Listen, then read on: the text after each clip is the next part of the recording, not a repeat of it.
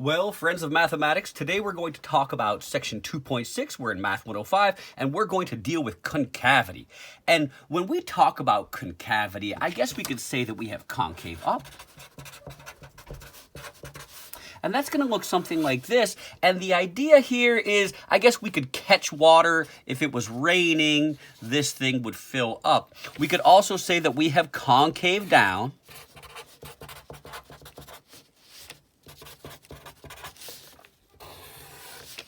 Meaning that if water was to fall, those are raindrops, not letter B's, it would cascade off the sides, okay?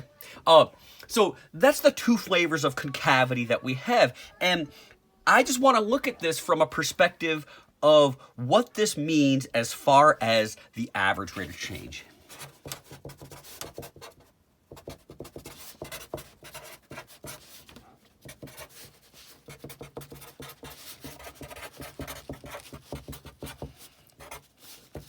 So if I have something that's concave up, maybe a function like this one, I can make a series of average rates of change, which is the secant line between these 2 points. So let's say at first this arc is maybe 3/4, and then we have another one, and now m is equal to, 2, and then over here, m is going to be certainly larger, something like 7.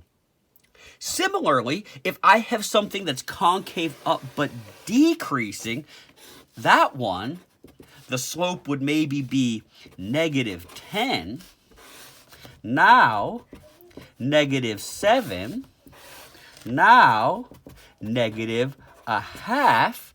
And here, 0. And so to be concave up,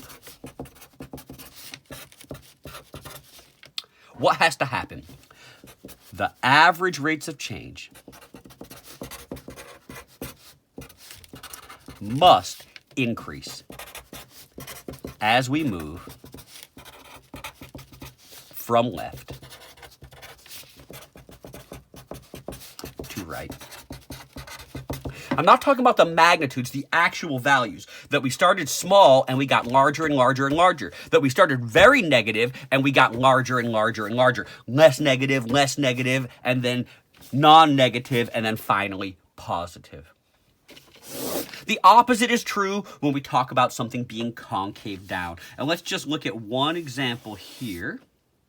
And so here we could say the slope is probably something like 7, and now the slope is maybe 1/2, and now the slope is probably -3/4, and now the slope is -4. So to be concave down,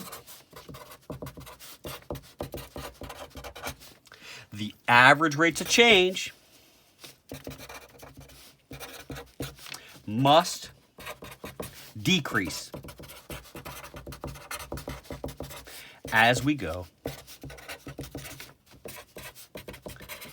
from left to right.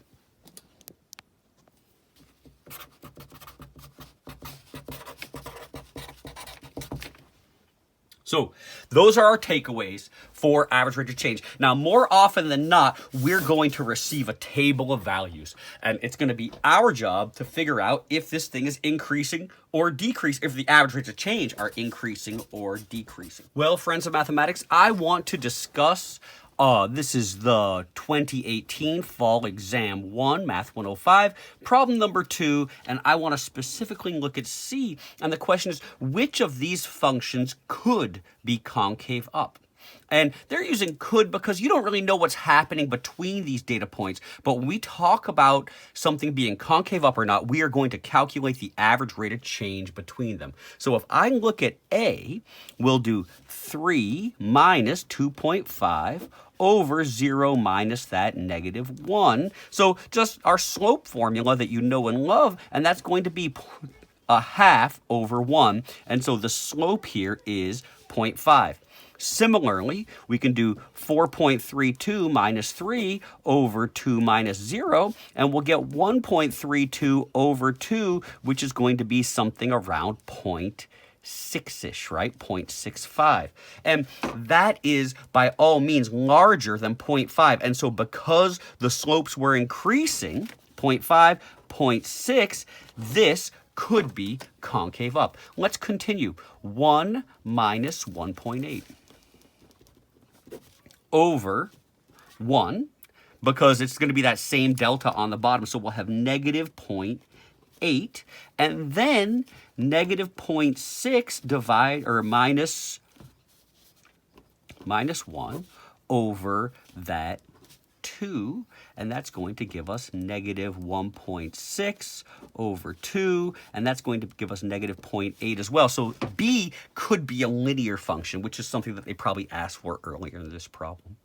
If we go to c, we'll have 0 minus 5 over 1, and so negative 5, and then negative 2.5 minus 0 over 2, and so negative 1.25. Now, you might need a calculator to do that. That's fine. But here we're negative 5. Here we're negative 1.25. And so what does that mean? It means the slope was really big, and then the slope was smaller. And so the average rates of change increased as we went from negative 1 to 2, and so that one could be concave up as well.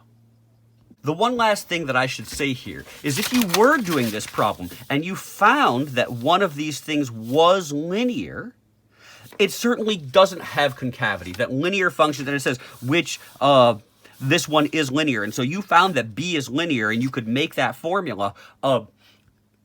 You do not need to test that it's concave up or concave down, that a linear function has no concavity.